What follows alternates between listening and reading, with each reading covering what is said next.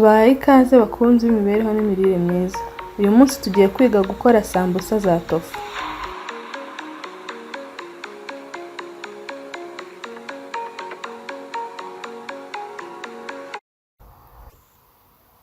Hariho uburyo bwinshi bwo kuzikora ku bafite ibikoresho byinshi babigize umwuga, ariko uyu munsi tugiye kureba uko iwawe mu rugo uramutse udafite ibikoresho bihambaye nawe ushobora kwikorera sambusa zo muri tofu. Izi ni tofu zidakamuriye mu iforoma, murabona ko ziratandukanye, nizo tugiye gukoresha mu gukora sambusa zacu. Niba utarabonye uko bakora tofu, ushobora kureba muri iyo video ipininze hasi muri comment, ubundi ukareba uko bakora tofu, hanyuma ukabona kuza tukigira hamwe gukora sambusa zo muri tofu.